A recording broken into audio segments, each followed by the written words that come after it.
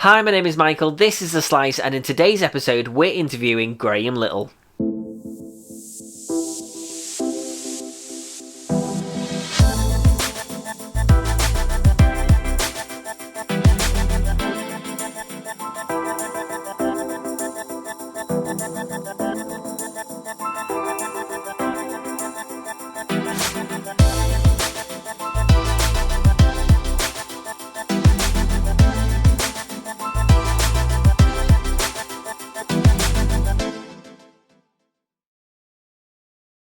So today I am interviewing Graham Little, and I am really excited about this one because I knew Graham before I went self-employed, and we'll explain that in just a few moments. But Graham, are you excited and ready? Yeah, I'm excited. I'm going to be interested how you explain how we met, but let's go for that. We'll start off there, I think. So I've got a 20-minute timer. Are you ready for me to start it? Absolutely. Right. Your timer has started. So, Graham, first of all, I met you when I used to wear a lovely green Starbucks apron. And Yeah. I used to serve you on a Sunday morning, was it? A Sunday morning or a Saturday morning? Saturday or Sunday, depending on which day. Yep. Yeah, and you used to have a soya mocha frappuccino. Is that right? Yeah, give it away. Yeah. To be fair, I'm actually quite impressed that I remember that. Did you Um, remember the mint? Did you remember the mint? I did, but I always used to forget to put that in, and then I had to remake it. Remember the Yep, amount that's of right. the amount of mornings they go, "There's no mint in that." I'm like, yeah. So no, yeah, I still even now don't remember to put mint in. But that just seems like years. Well, it was years ago. I think back 2012, maybe So 11, what what 12. what were you doing then, and what are you doing now? So because obviously you've moved jobs now, haven't you? You're doing something Yeah. completely different now. Explain what it is you are doing now. Well, I said I was there because I was taking my son out to give my wife a break, and at Of that time I'd course. literally just come back from Bangkok, and I'd been living in there for 3 years as an IT director, Yeah. rolling out my system around Asia, which which, Hmm. which was good fun and a whole lot of different stories. Um, so then from there, I carried on in the corporate world for another four years. Then took a career break. Well, stay-at-home dad, which was great fun. Some lovely time with my son. Then my wife got a bit frustrated and said it's time to do something different. I am a qualified accountant as well, but I decided to retrain as a coach. So it took me about 18 months, and I qualified as a personal performance coach and as a business coach. And about, just over a year ago, I set up as a sole trader, Lateral Might 2.0, which is an anagram of my name. And the 2.0 harks back to my IT I was background. I was going to say where, because it is such a strange name, isn't it? And I Yeah. always like to know where businesses come up with their names. But I'm glad that was one of my questions. But I'm glad you're doing better than I am Preempted. today. So yeah, I started coaching about a year ago. Joined the networks group. Started kind of reaching out. A bit of social media, not strong enough, but just getting out there. I had not the best of experiences in my first networking meeting because for me it was so different from the corporate world. Yeah. There was quite a lot of emotion in the room, a lot more personal, and that was people they didn't hide it, but they were better at suppressing Mm. that in corporate meetings. Not all of them, but most of them. And so from there, I built up with my client base, personal coaching and business coaching, and I absolutely passionate about what I do, and I love what I do. And it's for Yeah. the first time in my life, I'm choosing what I do And as I opposed and to I think somebody else.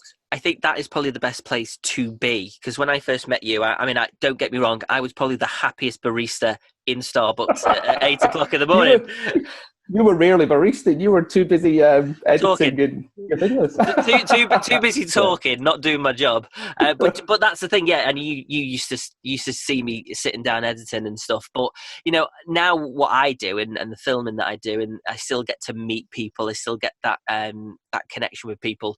So it just feels like the same job, but I'm just not making coffee. I'm actually doing what I love doing. And it sounds like you're doing the exact same thing, where you've actually gone, well, hang on a minute. I love doing what I'm doing, but I'd like to maybe try this, and it seems like it's working out for you. What has the difference been for you going from such a different kind of industry to the one you're in now? I think the biggest difference is I have to do everything but by myself. Yes, you can use experts such as yourself or social media experts or printers. And there's that whole gamut of all of a sudden you have to go out and find people to support you. Whereas before, most of the time it was delegating the work or the responsibility to the team. So it's, and then it was managing my own time as well. With all these things that you have to do, it was working through, right, what one's urgent, what one's important, which one am I not going to get around to do, and those to-do lists that, as a coach, you're supposed to be able to coach yourself and focus on the important. And I think the real biggest difference, there's an element of freedom that you don't have in the corporate world. Time is a different concept because you're not necessarily working for me, it was program or project deadlines and trying to encourage resource to deliver on time. Now it's the marketing and the sales. Sales pitching is definitely something new to me. Hopefully a more business development approach to it. But yeah, there are challenges as well. Where do you meet somebody when you have a home office? Yeah. Where do you have a coaching session if it's a face-to-face meeting, but they don't have their own offices? So there's been challenges, they've been overcome. But I think the core thing is just the freedom of it all. Yeah. To choose who you work with, how you work with them, and when you work with them. Yeah. And it sounds like you've probably, it sounds more of a creative thing that you're doing now rather than a more, it sounds like you've just come from quite a stressful situation, and now you've got that freedom, that clarity to actually think. I know that myself during lockdown, I've just had time as creative to think, and I've actually been more creative, hence creating a show that I probably would never have been able to have done, Absolutely. in that 40, 50 hour week, because you're constantly working to deadlines, trying to get other clients' work finished, whereas lockdown has given me that freedom personally to go, well, actually, I want to focus on my business now. I want to do things for my business and actually get my business where I want it to be. And that's helped me a lot. So I think with the freedom that you've had, it's given you the chance to actually take a moment to go, well, this is actually what I want to do now. I'm doing it. I'm embracing it. How have you found it? Like you said, it's been a challenge, but what kind of situations have you been faced with that have really been a wake-up call for you? I think it's getting that first client. When you talk about starting the business, you do your training, you do your volunteer coaching, and then all of a sudden, it's you're doing it for real. Yeah. And it's, what's your price? How many sessions am I going to do? What's the time I'm going to give? How far will I negotiate, or how far will I bend just to get that first client? Yeah. And there's all that kind of, not anxiety, but there's a nervous energy that builds up. And then all of a sudden you might blurt it out, and you feel so much better once it's out. Yeah. And I think what I'm really good at now is noticing when these things are happening. Whereas before it would just stumble along. Whereas now it's buy yourself time. It's back to the time thing. Notice what's happening. Give yourself some space and just relax into it and say the thing that you want to say the way you want to say it. And I think back to your point about that kind of creativity. I was renowned for being quite creative with solutions that I provided for SAP, but that was more for cutting corners rather than actually the right thing to do. Whereas now, as you say, this time that we have now, like yourself, the ideas are flowing. There's innovation. There's things that you should have done that you haven't done, and reaching out to people but that you've put off for ages. And I've had some wonderful connections come off the back of that. And I keep saying to people that, when you are being coached and when you're working, find some time to notice, find some time for those ideas to generate, because that's what will then take your business or your personal life forward, and the changes that you want to make will come from those ideas, will come from that innovation. And I think, question, or did I go for a tangent? No, it did. And I think also it's about, I was talking to a good friend, Stuart, who you met this morning on a network that we had. It's also about, using this time that nobody had planned, using this time effectively. There's two types of people. I've said this in previous episodes. There are people that will literally just sit and watch Netflix and stuff their faces like it's Christmas. And then there are other people that are actually go, well, hang on a minute. I've put off doing this. I've been put off doing that. I've been put off doing that. I need to get my website up and running. I need to get the, and all these things. You go, well, actually, I'm quite busy. I'm not money busy, but I'm busy in terms of how can I come out of this, in a healthier place with my business, my online reach, my website, and everything all singing off the same hymn sheet, and actually saying to myself, well, I use that time effectively, productively, and now I'm in a better position. And I suppose this is something that you go back to quite a lot, and these are things that you're trying to constantly keep people aware of. I mean, we've had conversations in the past where you've said to me, why are you doing this? Why are you doing that? And I've gone, because I'm doing this. Yeah, but why? Why? And you've badgered, because I'm trying to Let's go with challenged rather than badger. yeah. But the thing is, you've made me think, and whereas in the past I've probably gone around the situation and actually not tried to answer it because subconsciously I'm like, I don't really want to tackle this. But you've actually got that out, and I've gone, oh yeah, why am I doing that? And it is hard when you go self-employed and you're a one-man band, because how do you price yourself? How do you put a value on your time? I mean, I'm 3 years into being self-employed. Although I was part-time self-employed, I was relying on Starbucks as well. Whereas now, I still find it hard to put a value on my time. I think it's about that attitude towards your product, your services, and understanding them better. And what's the benefit you bring, or what's the problem that you're trying to solve for somebody. And if you understand that, and you understand how long it's going to take, then putting a price on it and a value on it is absolutely fine. Yeah. Because you're providing a solution, you're providing support, you're providing benefit. And as long as you can get that across, if the client doesn't want to pay that much, you have the right to walk away, or you have the right to say, well, my other clients pay that price. Yeah. It depends how strong you want to be. And I'll just get back to your point about the motivation. Some people will sit and watch Netflix. Some people will get on with it. That's the wonderful thing from a coaching point of view. Everybody's different. Everybody's motivating factors are different, because some of those people will need the pause. It's their method of coping with what's going on. It doesn't mean it's right or wrong. It's just a different approach. Now, it could be from a coaching point of view, they just need a little nudge in a different direction. Oh, yeah. Find different motivating factors. But we're not all motivated by the same things. And it's funny that you said that, because until you've just said that, I never saw it like that at all. I just saw it as laziness. I'm going to hold my hands up high and say I saw that as laziness.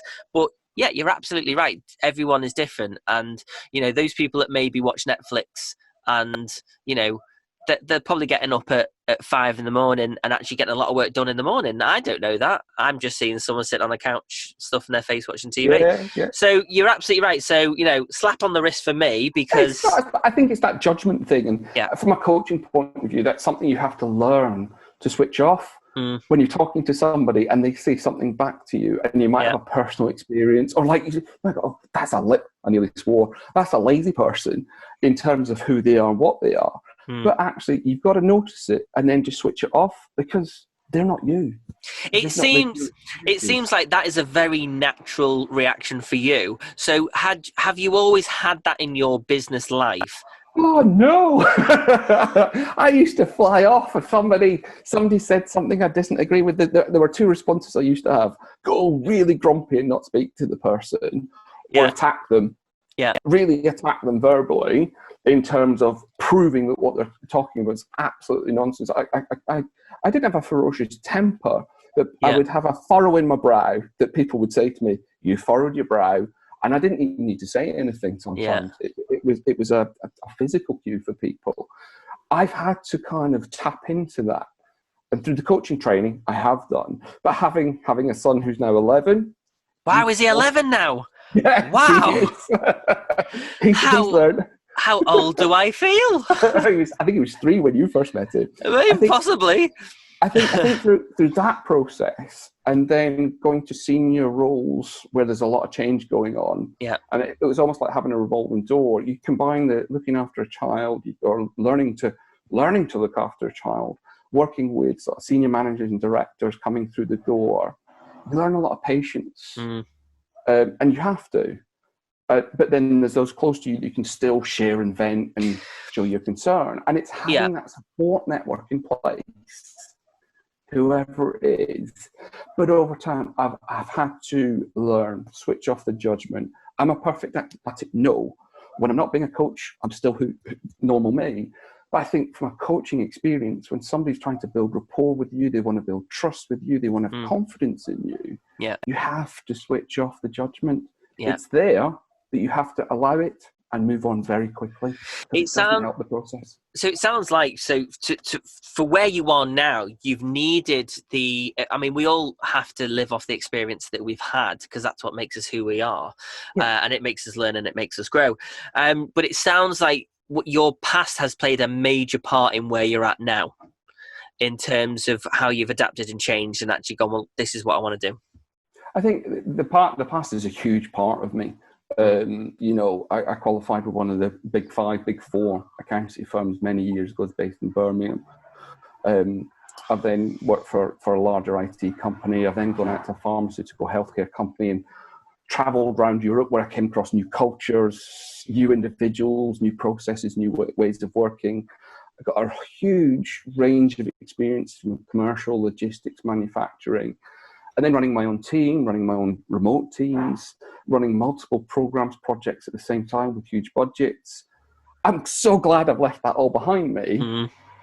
But boy, when I'm coaching people or even mentoring people, whether it's micro business, small business, medium-sized business, whether it's a senior manager in a corporate situation as an employee, whether it's even life coaching, because the life experiences I've had as well, it comes to the fore, because you can then empathize.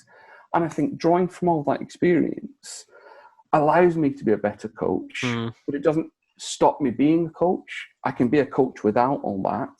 But it brings an element of the experience helps when I'm working with business people, in terms of the questions I can ask around processes, systems, challenges, and it encourages people to open up when they realise, oh, actually, there's a bit of experience, there's a bit of knowledge within this individual. And I do draw from it on occasions. You can pull from things that have happened to you, and just bring it into a question without mentoring them or without advising them. You can still use your experiences to give them examples. Give them feedback. I know that, for where I am now, I spent 7.5 years working for Starbucks, and, every job before that was just a job. I never really knew what I wanted to do. I was an actor, that was it. I wanted to be an actor. I was working these jobs until I became an actor. I am still an actor. I am still an actor. But I think Starbucks really, I read Howard Schultz's book. He was the CEO of Starbucks. Yeah. It wasn't until then, and the way that they called us partners, the way they made us feel something different. It was an American culture. First, and when we used to have shares in the business. So every year that you stayed, the more years you stayed, the more investment you got back as a return, and that was a financial return as well. So it made you want to stay. It made you part of something, and it also, you knew me as a barista, and you knew that even if it be 7 a.m. or whatever, I was always happy and jolly because I loved doing what I loved doing. Absolutely, yeah. And I would kind of what made us keep coming back, to be honest. Reminded me how to make the drink properly. But it also with a smiley face. But it was the people. It was the people, and in our handbook, you get a handbook with Starbucks, and it used to say, that literally. You are the make or break of someone's day. And I always used to think, 7 a.m, if I'm happy and positive and upbeat, that people coming into their 9 to 5 jobs, some that really hate their jobs, that you could tell hated their jobs, at least they would walk out with a smile, and that would resonate with them all day. And that is very much how I run my business now. I give people an experience. I don't just go, there's your video. That's it. It's an experience. To finish, and it is a whole experience from start to finish. And I like to offer that because I like to make personal connections. How has lockdown affected you and your business in terms of transitioning to video? It transitioned. It transitioned a lot. Obviously, a lot of business owners were at a point where, their businesses stop, and it's understandable from a coaching point of view that it's either postpone or cancel. So, like a lot of people, I lost clients that I loved working with. They loved working with me, but it was the right decision. But what I've done more of is obviously a lot of video, do regular networking in those, and there some wonderful one-to-ones have come off the back of those. Yep. For example, you and I doing this. Yep. I've done some sort of complimentary coaching sessions. When it all first kicked off, I offered out 5 coaching sessions to the network I'm in, and that was fabulous because off the back of that, I got a document that I could use and push out a little bit of social media. A document I could send to people when they weren't sure what to do next, and sort of 9 things to focus on.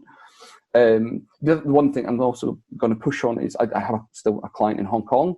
I think I'm going to try and get more international clients, because then the phone call, video call works perfectly as well. It was a service I did offer, but my more unique is the fact that I do like meeting people face to face. That was the majority of my service. That's where I get the value. It's where they get client value.